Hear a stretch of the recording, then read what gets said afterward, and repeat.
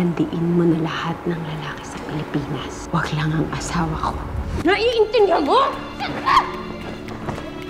Tumigil ka kasi nagmamahalan kami at magkakamatayan muna tayo bago sa bumalik sa'yo! Yun! Kinapusan mo na!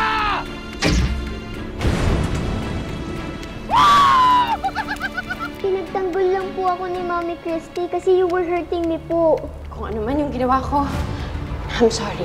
Jordan, mauna na kami. Sige na, palalagpasin ko yung ginawa mo kay Tori. Pero layuan mo na kami ng anak ko. At pag nagtangka ka ulit nasaktan si Christy o si Tori, ako ang makakaharap mo.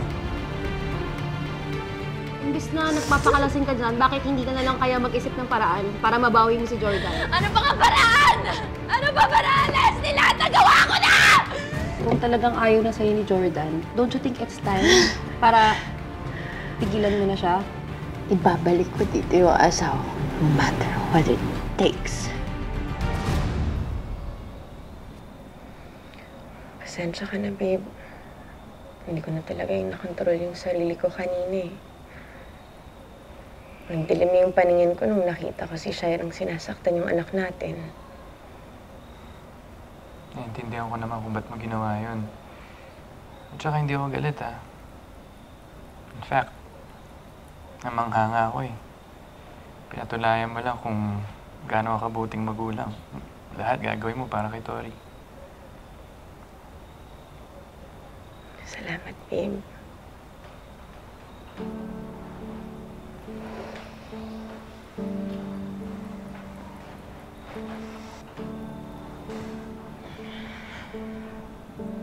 Why? What's wrong?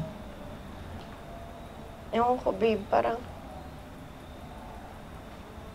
ayaw akong maging masaya ng lagi. Bakit mo nasabi yan?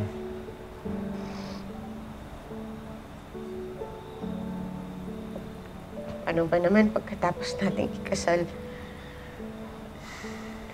Akala ko simula na yun ng bagong buhay natin bilang mag-asawa.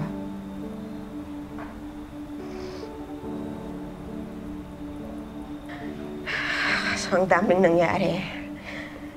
Alam mo yun, tangay ako. Hindi nagkahiwalay tayo ng 4 na taon.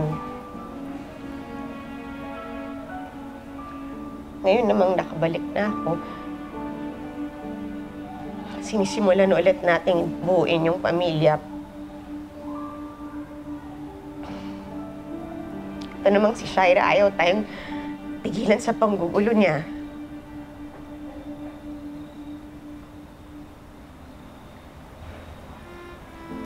Alam mo, naniniwala ako na pagsubok ko lang ang lahat ng to. Malalagpasan natin to, ha, babe? At magiging maayos ang lahat. Pangako.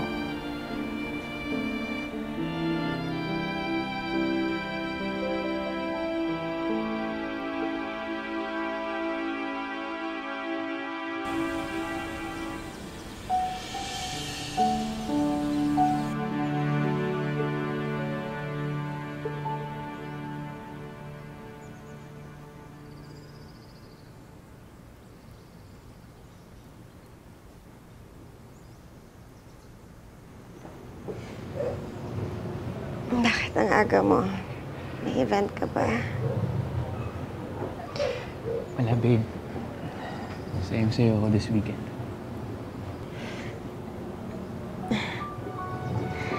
Teka, anong ibig mong sabihin? Nagpaalam mo kay la mama. Binilin ko muna sa kanya si Tori. Weekend getaway tayo. Bakit parang ang bilis naman yata masyado? Basta, kung bahala sa'yo. Mag-busy ka na and then, I promise you, we'll have fun.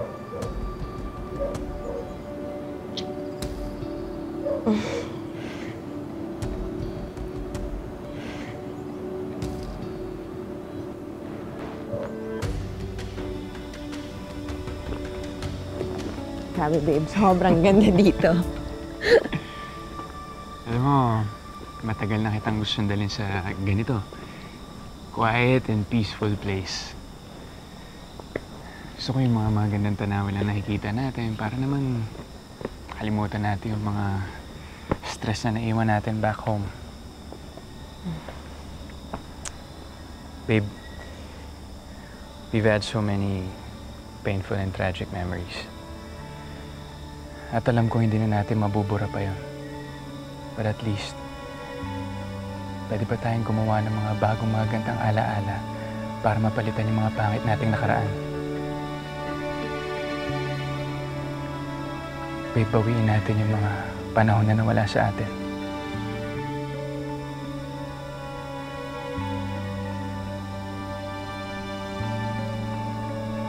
Thanks, babe. Nag-enjoy ka ba, babe? Sobra akong nag-enjoy. Sana lang lagi natin itong magawa, babe. Lagi na lang tayong ganito. Well, we still have this night. Let's make it a memorable one.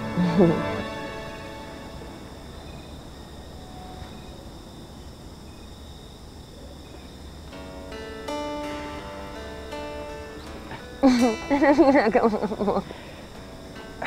Ano yan? Wala. Gusto kong isayo yung pinakamaganda at pinakamapagmahal na babae sa balat ng lupa.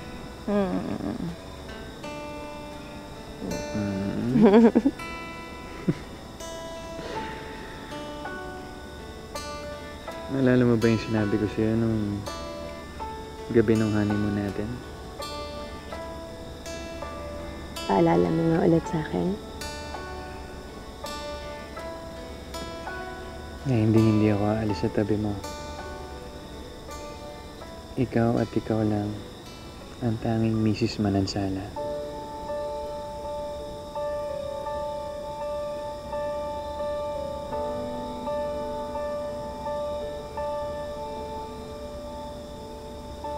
Di pa ba sapat mga luha sa aking mga mata? Binigay lahat ng kaya. Babe, I'm sorry. I'm sorry, pinilit ko na naman yung sarili ko. Hindi ko sinasadya, I got carried away. Siya'y para sa aking tinatana ng tadhana.